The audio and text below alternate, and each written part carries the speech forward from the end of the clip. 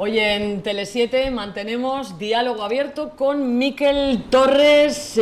Hola Miquel, bienvenido a casa de nuevo. Muchas gracias. Consejero de Economía, Trabajo y Empleo. Luego me explicarás la diferencia que hay entre trabajo y empleo, que a mí me cuesta verlo. Hace un año ya que dejaste Portu. ¿Cómo pasa el tiempo? La verdad es que parece mentira, pero ha sido demasiado rápido como para acostumbrarte. ¿Quieres verlo? Sí, ¿Tu claro. momento de despedida? Pues será emotivo, sí. Hoy comienzo una nueva etapa en mi vida y en la política vasca. Me ha costado mucho tomar la decisión de dejar el ayuntamiento. No ha sido fácil, Chema, no ha sido fácil. Pero es una decisión que me produce tristeza y nostalgia. Pero bueno, la vida también se compone de etapas, y unas se cierran y otras se abren. Hoy se cierra una etapa aquí en Portugalete. Sin duda, quien más voy a echar de menos a mis compañeros y compañeras del Grupo Municipal Socialista, y ahora se abren otras etapas con otras responsabilidades. Una nueva etapa política en Euskadi, llena de retos, donde el Partido Socialista va a ser fundamental en la gestión de esos retos y donde mi partido me necesita. Estaré en el Gobierno vasco trabajando ahora por toda la sociedad vasca, por conseguir una Euskadi lo más solidaria, integradora, igualitaria y social posible, donde se refuerce lo público y donde todos los ciudadanos tengan los mismos derechos, las mismas oportunidades y acceso a los mismos servicios, unos servicios públicos de calidad. Y en ese nuevo reto yo intentaré llevar lo que digo que es el estilo portugalete al Gobierno vasco, que es ilusión, pasión, entrega, acuerdo y capacidad de trabajo. Eskerrik asko, guztioi, eskerrik asko, bihotz bihotxez, como se suele decir, que nos vaya muy bonito y sobre todo, gora Portugalete, aurrera. Te fuiste de Portu entre elogios, un pleno súper bonito, muy incuigarri, que se dice en euskera, y hablabas de ese estilo portugalete, ¿no? Que yo creo que es el estilo llegar a acuerdos, ¿no? Tender puentes, ¿Has conseguido, crees que lo has conseguido? Bueno, me emociona nada más verlo, la verdad es que uno se emociona, ¿no? Porque fueron momentos, eran 16 años de alcalde, 29 de concejal, y era cerrar una etapa que no la quería cerrar personalmente porque estaba muy a gusto en el ayuntamiento, pero bueno, el partido decidió que tenía que tomar otro rumbo y la verdad es que bueno, pues estamos al servicio del partido. Y ese estilo portugalete es el que he intentado llevar, como decía, con pasión, con diálogo, con mano tendida, y creo que es un consejero que está practicando eso en el día a día. Yo creo que es algo que además el Endacari nos ha pedido también a todos los consejeros, y creo que se ha abierto pues un periodo de hacernos mucho más visibles, de hacernos más cercanos a la ciudadanía. Se han abierto un poco las puertas, yo creo que del Gobierno vasco, y en ese sentido creo que ese estilo portugalete no es porque esté yo, sino porque hay otras dos personas de Portugalete, como es el consejero de Sanidad y Salud, Alberto, y el Endacari que vive en Portugalete. Yo creo que algo hemos llevado allí. Pero dejemos claro que el Endacari es de Mamariga, que bueno, pero esta entrevista, tú ya sabes que aunque vive en Portugalete. Aunque vive en Portugalete. Tender puentes, diálogo con los agentes sociales. Claro, cuando hablas al mismo tiempo de la justicia social, del reparto de la riqueza, tender puentes con la patronal a veces se hace complicado. Algunos frentes que has tenido: impuesto de sociedades, salario mínimo vasco, reducción de la jornada laboral, ¿no? ¿Cómo se lleva a ser socialista y luego tener que pelear un poquito contra Confebask? Bueno, no sé contra o con Confebask. Bueno, no estamos peleando contra nadie, ¿no? Nosotros tenemos un proyecto político claro que está en el acuerdo de gobierno, y en ese acuerdo político intentamos defender contra aquellos que de alguna forma no están de acuerdo con lo que nosotros defendemos, pero muchas veces no es no estar de acuerdo porque no defiendes de alguna forma esos postulados, sino que partimos de postulados diferentes, pero siempre podemos llegar a un acuerdo y un entendimiento. En el tema de lo fiscal está claro que nunca vamos a llegar a un acuerdo porque siempre hay unos que quieren menos y otros que queremos más. Los que queremos más el Gobierno vasco es porque necesitamos obtener recursos públicos para dar los mejores servicios públicos, y está claro que desde el mundo empresarial pues quieren pagar menos impuestos. Entonces debemos llegar a un equilibrio para ver cómo lo podemos ensalzar. No lo hemos podido hacer ahora en esta última reforma fiscal, lo hemos hecho en otras ocasiones, y bueno, pero seguimos trabajando. En el tema del salario mínimo de negociación colectiva partimos de un acuerdo, los 4 sindicatos mayoritarios, el Parlamento vasco mayoritariamente se pronunció también en intentar llegar a un acuerdo, o por lo menos propiciar una mesa de diálogo, y bueno, pues sorprendentemente un día antes o 2 días antes la patronal nos quiso sentar, no para negociar, le pedíamos simplemente que se sentara para dialogar. Luego puedes llegar a un acuerdo, no puedes llegar a acuerdos, pero el diálogo no se puede negar a nadie, ¿no? Y es por lo que yo también muchas veces le pido a los sindicatos, los que no están en la mesa de diálogo social, como la ILAB, que también den una oportunidad al diálogo, aunque no sea la mesa de diálogo social su marco, pero que de alguna forma también den esa oportunidad a que nos sentemos todos juntos en la misma mesa. Por tanto, bueno, es muy difícil muchas veces conjugar los intereses de todos, pero nosotros como Gobierno vasco, a mí como consejero, me toca siempre hacer ese puente de mano tendida y de diálogo. ¿Lo seguirás intentando? Sí, sí, por supuesto, para eso soy muy insistente. No, y ellos lo agradecen, porque al final es la única forma de llegar a acuerdos, y estamos llegando a muchos acuerdos, lo que pasa es que muchas veces partimos de posiciones diferentes. A veces hay desencuentros hasta con el propio socio de gobierno, sí. No tuyas personalmente, yo creo que Eneko Andueza, el secretario general de los socialistas vascos, es quien suele normalmente meterse en estos fregados. No sé si hay una bicefalia, ¿no? Igual el jefe de los socialistas es el que igual se enfrenta un poquito más al socio de gobierno, y luego los que estáis en el gobierno mantenéis otra actitud, ¿no? Pero podemos hablar de la conexión del TAV. Tema de inmigración, ahí sí te has enganchado un poquito tú, Sí. Eso del tema de agilizar el acceso al trabajo de las personas inmigrantes. Euskera, más recientemente. ¿Cómo son las relaciones con el Partido Nacionalista Vasco? Bueno, la verdad es que... Sí, sinceramente, para eso estamos aquí. Lo que es dentro del equipo de gobierno, las relaciones son muy buenas, tenemos una relación buena en el Consejo de Gobierno, además, cuando hay algún tipo de discrepancia, porque las tenemos, porque hay que partir de la base que somos dos partidos de ideología diferente, que siempre intentamos ponernos de acuerdo en base a un acuerdo de gobierno. Entonces, tenemos discrepancias, en el Consejo de Gobierno solemos trabajar juntos y logramos limarlas, pero también Eneko Andueza, el secretario general de los socialistas vascos, estableció que él no quería estar dentro del gobierno vasco para poder, de alguna forma, desde fuera, igual que el Partido Nacionalista Vasco tiene esa bicefalia, tener una cierta libertad para plantear determinadas cosas en las que sabíamos pues, que él necesita esa libertad de acción para poder decirlas, y porque sabemos que van a surgir problemas a lo largo de estos 4 años. Es normal, dos partidos diferentes, a pesar de que tenemos un acuerdo de gobierno, siempre vamos a chocar. Hemos chocado en los temas sobre el tema del euskera ahora, que cada uno vamos a tener nuestra posición diferente, intentaremos llegar a un acuerdo. En el tema de inmigración, yo ya lo dije públicamente, que bueno, yo creo que partimos no de concepciones diferentes, pero sí se interpretan muchas veces las palabras que se dicen de una forma diferente, y ahí yo creo que, bueno, yo hablando con el Lehendakari, yo estuve en esa conferencia presente y no se interpretó de una forma diferente de lo que él quería decirlo, pero es verdad que igual las palabras no fueron las adecuadas, ¿no? Y por tanto eso se ha logrado reconducir, y bueno, tendremos diferentes puntos de vista a lo largo de los próximos 3 años, pero bueno, yo creo que eso es necesario para que funcione bien la coalición. Si no hubiera ningún tipo de problema sería un poco un cierre en falso, así que yo creo que está muy bien que los partidos discrepen, que el acuerdo de gobierno se cumpla entre los que estamos allí en el Consejo de Gobierno, y por tanto tengamos esa dicotomía que no es mala para el país, siempre y cuando lleguemos a acuerdos. Que no huelen los cuchillos en el Consejo de Gobierno, no, para nada. No, además hacemos un año y ya te puedo decir que la relación es buena, tanto en lo personal, en lo profesional y sobre todo en la acción política. Hay que reconocer que el ambiente que se ha logrado generar es bueno. No podemos decir lo mismo a veces de los ayuntamientos. Hay equipos de gobierno, no sé si como secretario general de los socialistas vizcaínos, tú quieres comentarnos alguno de los ayuntamientos en los que se ve que quizá cuando se acerquen las elecciones romperán. ¿Te atreves? No, pues si es por el Partido Socialista ya te puedo decir que no se va a romper ningún acuerdo de gobierno. Nosotros somos un socio fiel que siempre que llegamos a un acuerdo de gobierno lo cumplimos hasta el final, a no ser que se incumpla ese acuerdo de gobierno, ¿no? Igual la gran espinita que tenemos clavada o que yo tengo clavada es en no haber podido llegar a un acuerdo en aquellos 2 ayuntamientos que nos faltan, que es el del Valle de Trápaga, donde hay un alcalde socialista, y en Santurce, donde hay un alcalde del Partido Nacionalista Vasco. No hemos sido capaces, pues por diferencias, no llegar a un acuerdo, pero en el resto de ayuntamientos de Vizcaya y en la Diputación Foral de Vizcaya funcionan bien los acuerdos. Siempre hay efectivamente, como en el gobierno vasco, sus tiras y aflojas en determinadas circunstancias. Nos toca a nosotros como partido y a mí como partido muchas veces lograr que siga funcionando, pero por parte del Partido Socialista nosotros siempre que firmamos un acuerdo de gobierno lo cumplimos hasta el final. Donde no habéis llegado a acuerdo, por ejemplo, en Trapagarán, en lo que a vosotros corresponde, porque el alcalde es del Partido Socialista de Euskadi. Está sufriendo Miguel Ángel, ¿eh? Hombre, cuando gobiernas en solitario y eres incapaz de llegar a acuerdos porque el resto de socios también pues te lo ponen más complicado, te lo ponen más difícil, saben que estás en minoría y que por tanto pues pueden achucharte más, pues no lo está pasando bien, ¿no? Eso que Miguel Ángel es un gran alcalde, es una persona que tiene una visión para el Valle de Trápaga a medio y a largo plazo, es una persona que quiere mucho a su pueblo, pero es verdad que le cuesta llegar a acuerdos para sacarte más adelante. Hay muchas circunstancias en las que bueno, pues, los servicios igual no funcionan como a él le gustarían porque no puede renovar los contratos, no tiene mayorías para aprobar un presupuesto, bueno, y eso al final bueno, pues tiene que trabajar mucho más que si tendría un acuerdo de gobierno. Y en Santurce pues le pasa lo mismo al Partido Nacionalista Vasco, nosotros también se lo ponemos mucho más difícil y por tanto pues también bueno, pues nos hubiera gustado llegar a un acuerdo, pero también desde la oposición nosotros hacemos nuestro trabajo que nos corresponde, somos también colaboradores en llegar a acuerdo, hemos llegado a acuerdo en el plan general, hemos llegado a acuerdo en cosas importantes aún no estando en el gobierno, y por tanto, bueno, pues también en ese sentido pues intentamos que los municipios, sobre todo, pensar en las personas, aunque no estemos en los acuerdos de gobierno, intentar que el municipio tire adelante. Bueno, se nos ha salido un poco la conversación hacia los acuerdos en ayuntamientos, pero vamos a seguir dentro del gobierno vasco, ¿no? Vuestra postura, habéis tenido este pasado fin de semana un acto, además aquí en Baracaldo, en el edificio Ilner, Y hablabais de que marcáis el ritmo los socialistas del gobierno vasco, lo habéis dicho además así bien, ¿no?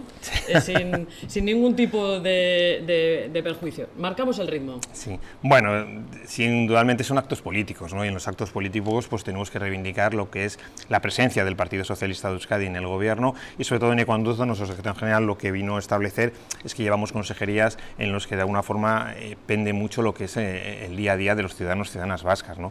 Por ejemplo, la consejería que llevo yo, que es la de economía, la de trabajo y empleo, tenemos hoy en día pues una situación del mercado laboral que ha mejorado mucho, tenemos unas cifras récord de afiliación a la seguridad social, cada vez tenemos una tasa menor de desempleo. Entonces ahora lo que estamos intentando, o a mí me preocupa, no es tener más empleo, que igual eso es fácil, sino tener un mejor empleo, que la calidad del empleo sea mejor, que tenga más derechos, que sea más decente, y por tanto hay que mejorar la calidad, no tanto ya la cantidad de empleos que somos capaces de crear. Luego también llevamos un área muy importante como es la de movilidad sostenible, que es toda la movilidad, todas las infraestructuras ferroviarias, las infraestructuras de carreteras, etcétera, etcétera, que son necesarias para que el país funcione.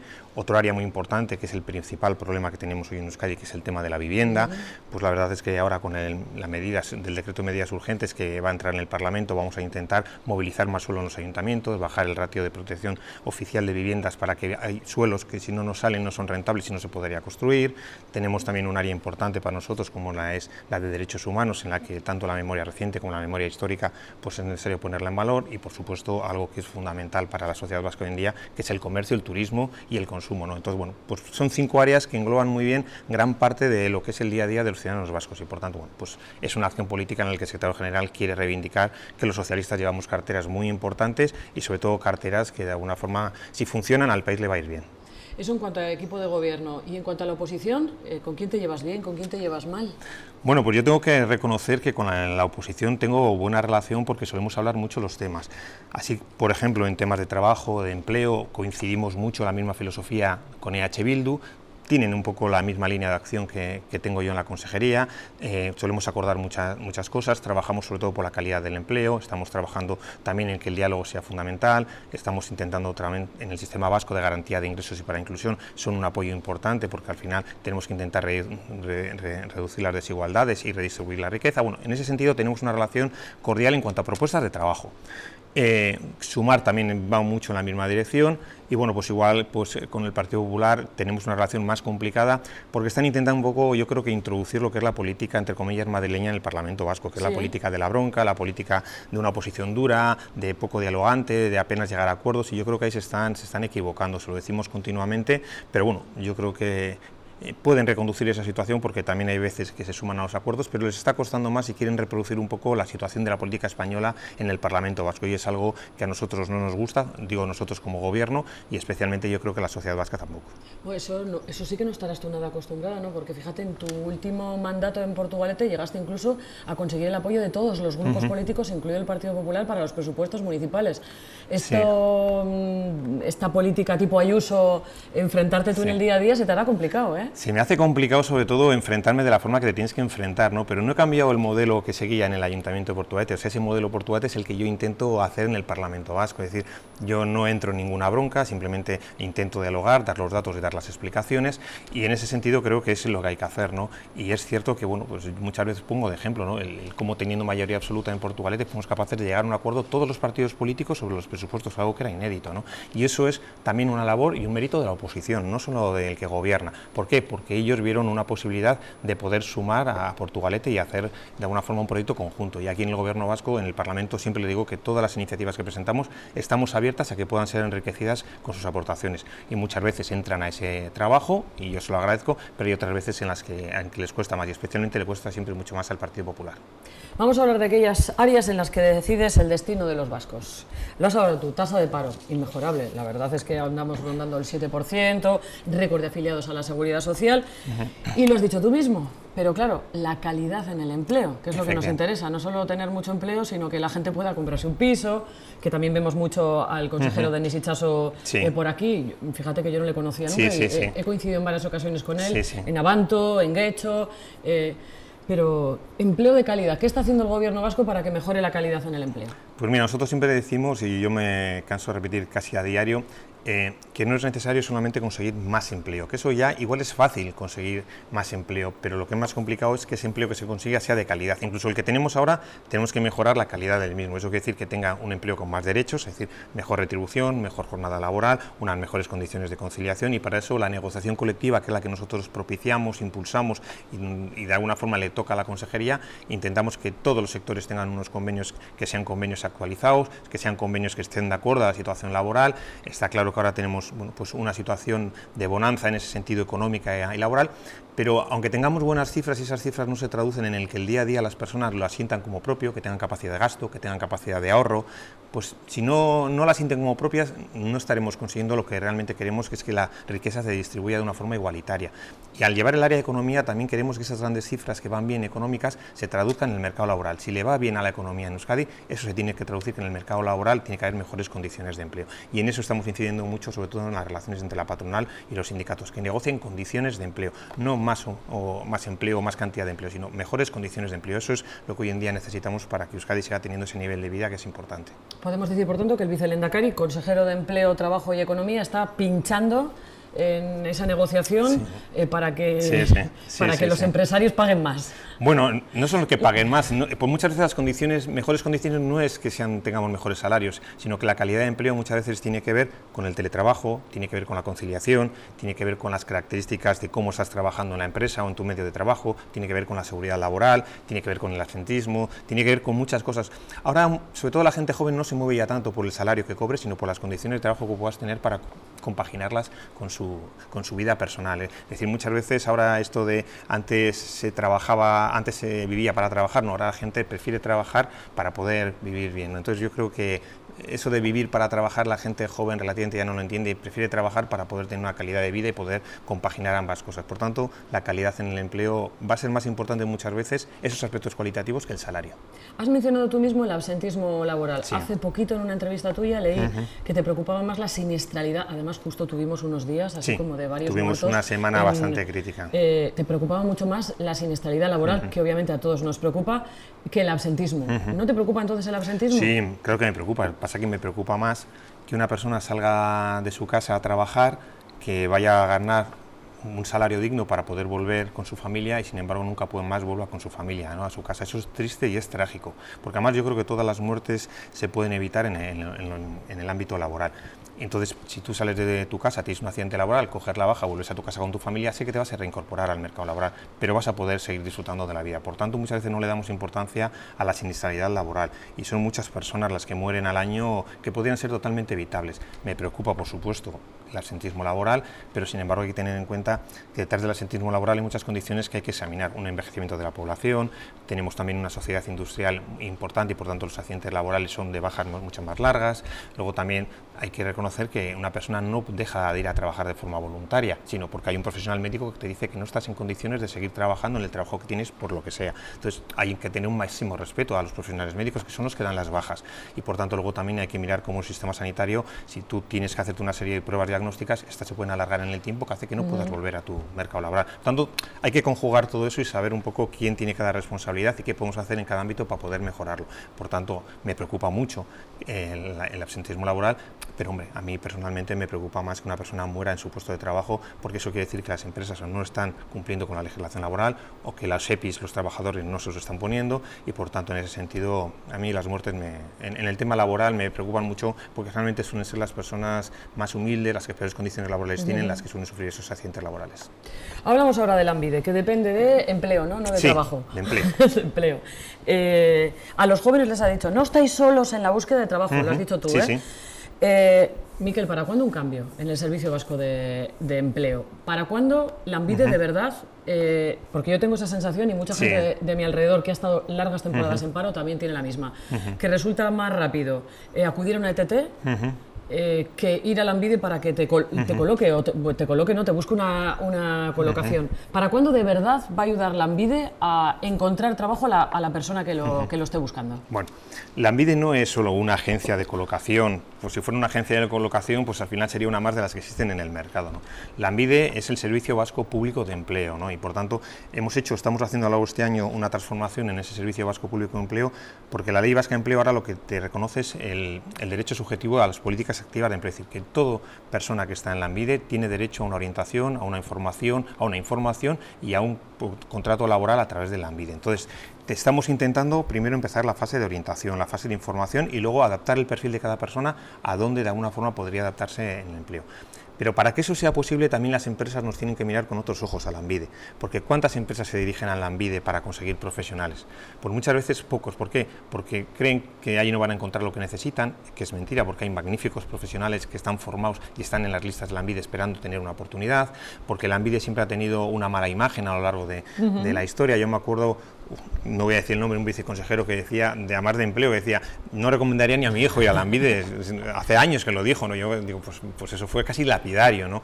Y sin embargo también Lanbide trata el sistema vasco de garantía de ingresos, es decir, que también allí van las personas que necesitan una renta de garantía de ingresos, que además están obligados a formarse y a aceptar un puesto de trabajo en el caso de que se le ofrezca. Es decir, estamos en esa reformulación del modelo que ya está funcionando, hemos cambiado su entidad jurídica a un ente público de derecho privado y por tanto ahora tenemos que hacer una labor de captación de solicitudes de las empresas para poder contratar a gente. Y se hacen cursos muy especializados que nos piden las empresas. El otro día presentamos conjuntamente con Petronor un curso de 25 personas especializadas para la nueva planta de hidrógeno que están construyendo con Petronor y que va a estar activa en el 2026, con una compromiso de contratación del más del 50%, y son profesionales que muchas veces están en Lanbide que no los encuentras en el mercado exterior y por tanto van a formarlos directamente de allí y van a tener una inserción laboral. Y como eso tenemos muchos ejemplos que no se conocen pero que existen, y en ese sentido sí me parece que tenemos que dar una imagen mucho más amable en Lanbide y que no sea el único sitio donde la gente cree que se apunta y que no le van a llamar. También tiene que haber una proactividad por parte de las personas desempleadas.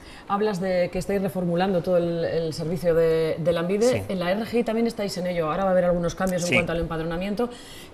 Últimamente salen bastantes noticias en prensa que se descubre fraude. ¿Eso es porque hay más fraude o es porque estáis trabajando más en detectar el fraude? Es porque estamos trabajando más en detectar el fraude.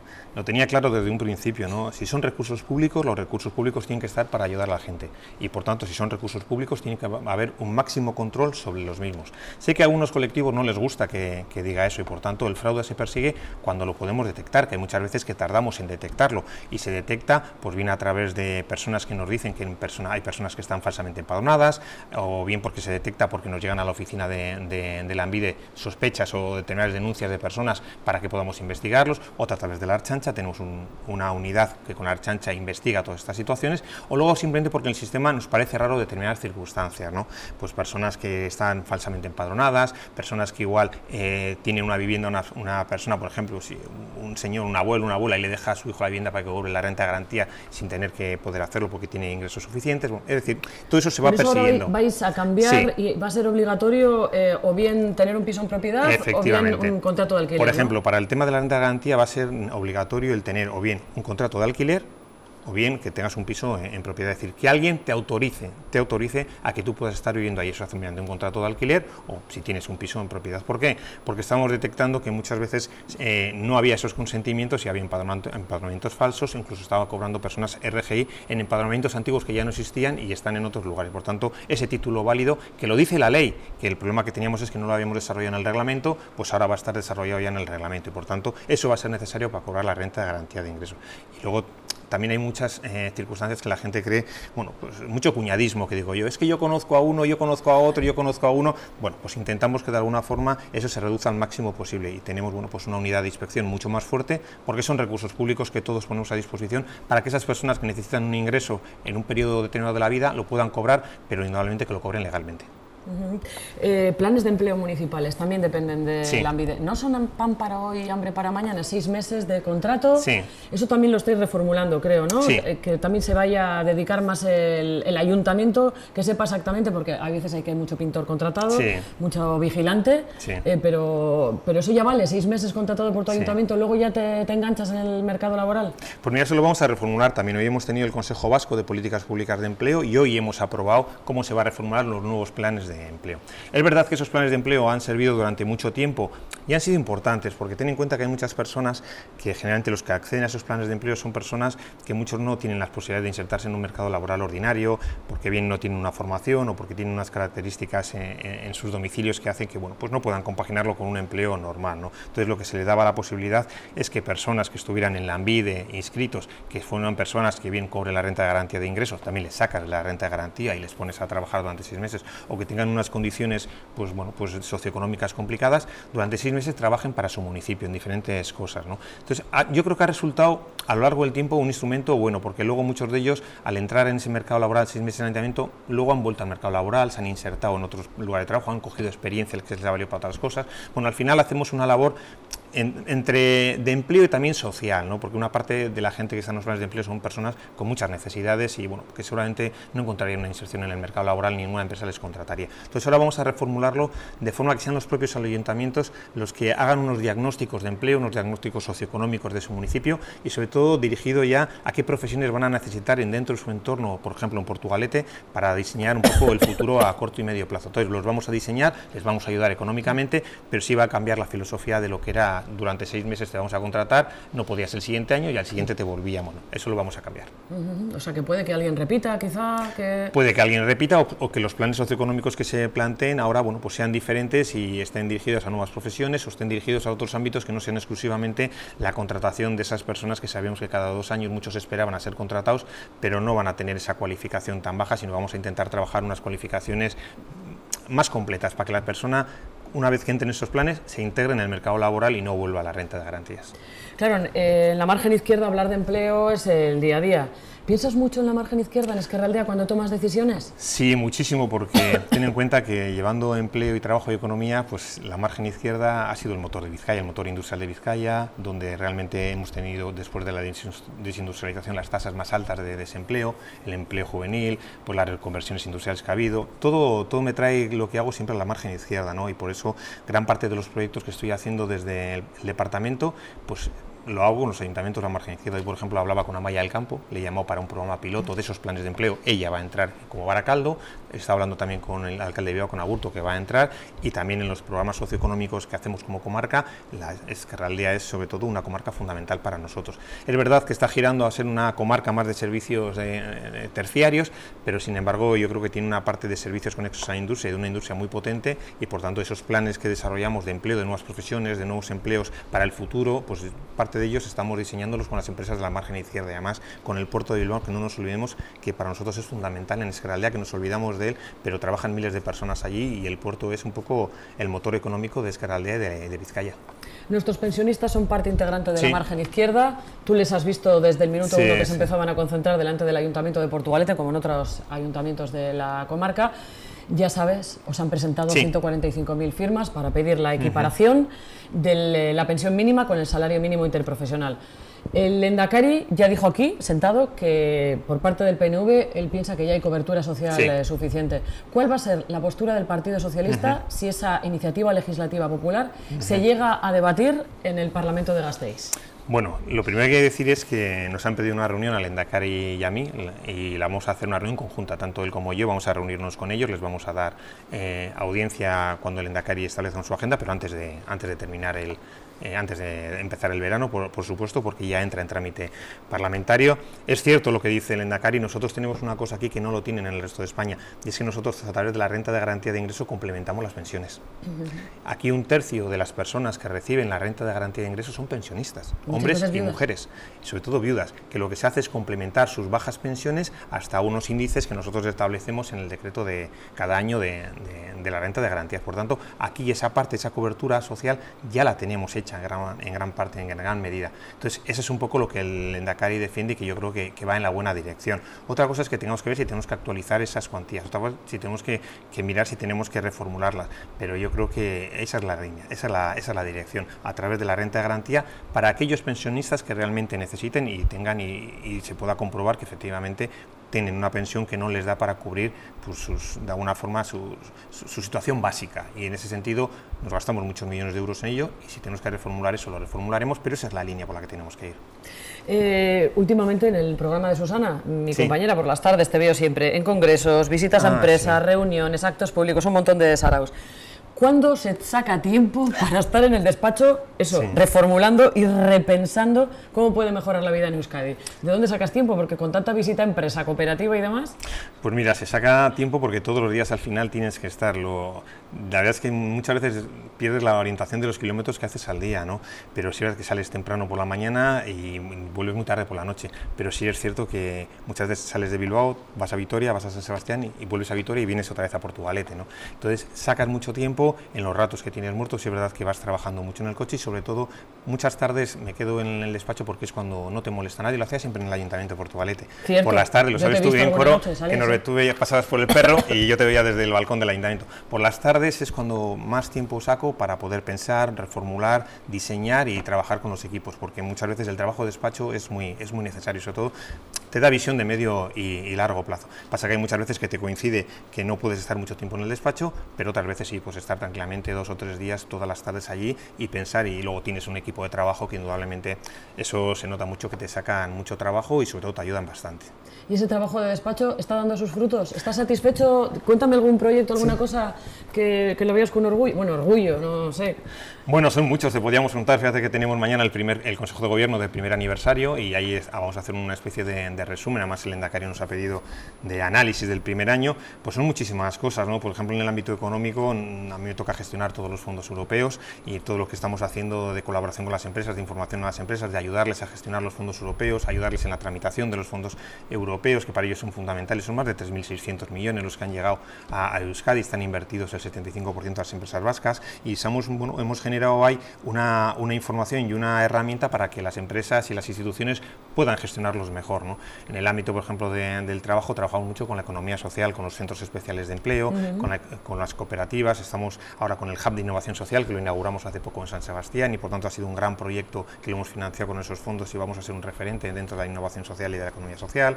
En el tema del empleo, pues estamos con todos los programas de empleo para intentar que las instituciones, los ayuntamientos, los agentes sociales tengan más actividad para poder generar nuevos proyectos. Es decir, son muchas cosas que, te lo comentaba antes, muchas veces cuesta permeabilizar hasta dónde llegan. En un ayuntamiento hacías una cosa y inmediatamente veías el resultado, por lo bueno o por lo malo. Aquí, mientras permeabiliza todo, es una maquinaria que cuesta mucho mover, pero bueno, son proyectos ilusionantes que, bueno, pues cuando dan sus resultados dices, joder, pues esto funciona. Hablas de ilusión, un momento inolvidable en este año en el gobierno vasco, ¿por lo bueno o por lo malo? Un momento inolvidable, por lo bueno o por lo malo. Bueno, pues yo creo que lo inolvidable por lo bueno, pues yo creo que el día que tomas posesión, ¿no? El día que tomas posesión, pues te acuerdas un poco cuando juras ahí en Ajuria Enea, que es un tema muy solemne. Pues te acuerdas de tus padres, pues son 2 personas muy humildes, te acuerdas de tus compañeros que has dejado en el Ayuntamiento de Portugalete, pues un poco pues esa relación sabes que ya la vas a perder, no la vas a tener tan cercana, pues te acuerdas de lo más sentimental, ¿no? ¿Y un momento malo? Pues no he tenido ningún momento malo, porque creo que los malos no hay que decirlos, porque parecería ser un poco egoísta. ¿Qué momento malo tienes, no? Pues los tienes, pero no son malos como para decirlo, oye, no merece la pena, ¿no? Sobre todo lo malo igual es el poco tiempo que sacas para estar con la familia o para los hobbies. Te levantas muy pronto, llegas muy tarde y viajas mucho, y eso es lo que realmente dices, ¿cuándo estoy en Portugalete para disfrutar con mis amigos? Tomo unas cervezas, pues el otro día en las fiestas de la Florida, que me voy a tomar ahí unos calimochos con los amigos, y hoy por la noche San Juan habrá que ir, claro que sí. Eso es, y si no, nos queda poquito ya para la Virgen de la Guía, bueno, eso sí, además le he dicho... No fallarás. No, perdona, es que además tenemos Consejo de Gobierno ese martes, y el Lehendakari ya se dice, ya sé, Miquel, corto, que tenemos que ir a Virgen de la Guía. De todas formas, para momentos malos los que se viven en Madrid, el terremoto político total, ¿conoces a Leire Díez, a esa presunta fontanera del Partido Socialista? Sé que la conozco hasta yo porque es de Portugalete. Sí, la conozco perfectamente, y conozco a ella, a sus hijas, sí, ya ha estado siempre muy cerca del Partido Socialista, no estaba afiliada dentro de Portugalete. No era afiliada en Portugalete. No, yo nunca he estado afiliada en el Partido Socialista de Portugalete, ella estaba, me parece que en Cantabria estaba afiliada, pero sí la conocemos porque muchas veces colaboraba con nosotros en las actividades, y yo creo que nos ha dejado a todos, a mí personalmente, totalmente sorprendido y anonadado. Vamos, jamás me hubiera imaginado estas cosas que parece que solo son de películas de Netflix o de series no sé cómo se llama esto, del Watergate. Pues la verdad es que Solo puedo decir que me he quedado impactado y anodado, no sabría decir nada más. ¿Y a Ábalos y a Cerdán les conoces? Sí, claro. Al haber sido... Sí, han sido secretarios de organización del Partido Socialista y por supuesto que les conozco y lo mismo, ¿no? Nunca me hubiera imaginado que personas de ese calibre, de esa entidad en el Partido Socialista pudieran estar supuestamente, vamos a decirlo supuestamente, en situaciones que nos hacen avergonzarnos. A mí me da especial repugnancia y sobre todo totalmente condenable. Y lo que hay que hacer es, pues, quitar ese quíster, ese cáncer, curar la herida, cicatrizarla y seguir adelante. Y sobre todo decirle a la gente que nosotros somos un partido que tiene más de 150 años casi de historia, que somos gente muy humilde, gente honrada y que nunca hemos tolerado esas prácticas y por supuesto pedir perdón. Este sábado, en este acto, este fin de semana, Sí. este acto que comentábamos antes, también Eneko Andueza os ha reivindicado al Partido Socialista de Euskadi como el partido socialista honesto, ¿no? Sí. Ha reivindicado esa honestidad, Sí. ¿no? En Euskadi siempre hemos sido un partido totalmente de hombres y mujeres, como te he dicho, sencillos, honestos, trabajadores. Yo lo decía hoy en una entrevista que me hacían y se ha publicado en el Deia, ¿no? Yo igual de lo que más tristeza me produjo cuando mi padre me llamó, tiene 87 años, ¿no? Un viejo militante socialista, y me decía, ¿cómo habéis permitido que haya gente como esta en nuestro partido? ¿No? ¿Cómo se os han colado? ¿Cómo se os ha colado un tío como Ábalos? No sabía responderle, no he sabido responderle y pues efectivamente tienes razón. ¿Cómo no lo he visto? ¿Cómo no ha habido ninguna señal de alarma o alguien no ha visto nada, ¿no? Pues indudablemente eso es lo que más nos duele porque jamás nos hemos imaginado que esto podía pasar en el Partido Socialista. ¿Debe dimitir Pedro Sánchez? No, porque él no tiene ninguna vinculación directa, o por lo menos no se ha demostrado que tenga ninguna. Indudablemente, si se ve públicamente que tiene alguna vinculación, que él era conocedor de todo, que tiene una vinculación directa, por supuesto que él será además el primero que lo haría. Pero yo creo en la honestidad de Pedro Sánchez, creo indudablemente que ha tomado las decisiones en el momento que ha tenido la evidencia del informe de la UCO, le ha pedido la dimisión, no solamente como militante, sino también como diputado, y por tanto, vamos, Pedro es totalmente intolerante con el tema de la corrupción y en su propia forma de ser también. Aunque no haya sabido rodearse bien, porque claro, eran sus inmediatos, sus manos derechas. Sí, totalmente, además han sido sus dos manos derechas, quitó a una y puso a otra y las dos manos derechas, aunque yo no sé si son manos derechas o son manos interesadas, simplemente, pues bueno, pues cuando han accedido a ese cargo, no sé por qué, indudablemente les ha traicionado el poder que tenían o les ha traicionado su propia situación personal, pero sobre todo a los que han traicionado ha sido a todo el Partido Socialista e indudablemente nosotros en este momento no queremos saber absolutamente nada de ellos y por tanto totalmente repugnante. Vamos a hablar de futuro, que siempre es como más esperanzador. Expectativas de crecimiento para Euskadi. ¿Cómo sueñas Euskadi, Mikel? Bueno, pues sueño siempre una Euskadi en la que todo el mundo que quiera venir a vivir, que quiera de alguna forma desarrollar su proyecto de vida aquí lo pueda hacer. Somos muy diferentes entre todos y cada uno de nosotros, pero yo creo que tenemos un espacio común en el que todos podemos vivir como iguales, ¿no? Nadie sobra en Euskadi, al revés, necesitamos más gente, que todo el mundo que quiera estar aquí lo haga con valores, que sienta a Euskadi como parte de su proyecto personal, que a pesar de que tengamos diferentes posiciones políticas o partamos de diferentes puntos de vista, no somos enemigos, somos adversarios, ¿no? En lo político, pero enemigos nunca, ¿no? Entonces, bueno, pues intentar sobre todo que la Euskadi que dejemos a nuestros hijos y nuestras hijas sea mejor que la que nosotros hemos hecho y especialmente que se sientan muy orgullosos de todo el trabajo que hemos realizado. Seguramente en muchas cosas nos equivocaremos y en eso pediremos perdón, pero todo lo que hacemos lo hacemos por la Euskadi y el futuro. Yo me siento profundamente enamorado de esta tierra, que te voy a decir de Portugalete, lo he hecho de menos todos los días, pero en ese sentido, pues bueno, siempre intento inculcar a mi hija que Portugalete, Vizcaya y Euskadi, pues tiene que ser para ella pues siempre un referente. Lo has dicho varias veces en esta entrevista, echas de menos Portugalete. ¿Cómo ves Portugalete Sí. tras tu salida? ¿Cómo ves a María José Blanco al frente de la Corporación Jarrillera? Pues echo Portugalete de menos todos los días, lo suelo decir a los vecinos, si pudiera volvería rápidamente sin mirar atrás, porque al final es el lugar en el que has nacido, en el que vives. Para una persona que se dedica a la política no hay nada más bonito que ser alcalde de tu ciudad, de tu villa, ¿no? Y en ese sentido, pues eso se echa de menos, echo de menos a los vecinos, a las asociaciones culturales, sociales, deportivas, echo de menos a los partidos políticos porque habíamos entablado buena relación, pues a los trabajadores y trabajadoras del ayuntamiento, pero bueno, también me da la sensación cuando miro luego hacia atrás, pues que el ayuntamiento se ha quedado en muy buenas manos. María José es una compañera que la conozco, somos de la misma calle, de la calle San Pedro, nos conocemos desde pequeños, una persona trabajadora, con buen carácter, amable, dialogante y por tanto pues no se ha podido quedar en mejores manos. Aquí sí, eso me da mucha tranquilidad y por supuesto siempre que me llama a su disposición. ¿Te llama a menudo? ¿Te pide consejo?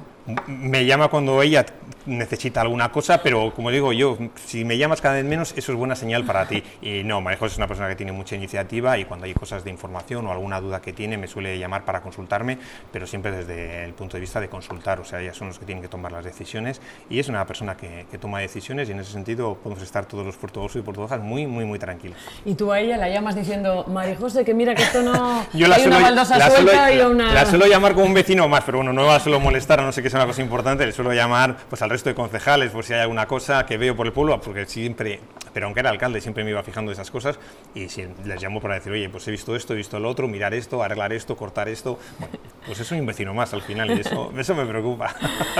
Bueno, Miquel, es que ricasco por venir otra vez más a Tele7, a ver si el año que viene vamos de año en año, ¿no? ¿Te parece bien? Por lo menos, como estás muy ocupado y entiendo que además tienes que ir a un montón de entrevistas a otros medios, esto que decimos que estás todo el rato visitando, tal, no sé qué, pero bueno, el año que viene, cuando hagamos 2 años, cuando hagas 2 años como vicelendakari y consejero de Economía, Trabajo y Empleo, pues te esperamos de nuevo en Tele7. No, ya sabes que aquí estoy en casa, en otros sitios no tanto, pero aquí es como estar en casa y venir aquí contigo es como un déjà vu de esto que te viene a lo largo de los años que dicen, madre mía, cómo han pasado los años, Coro. ¿Cómo pasan los años? Pero son bonitos, recordarlos ya siempre es bonito. Y ser alcalde de Porto, pues, ¿qué te voy a contar? Ya. ¿Qué te voy a contar? Bueno, pues es que ricasco y hasta otra. Es que ricasco soy. Agur.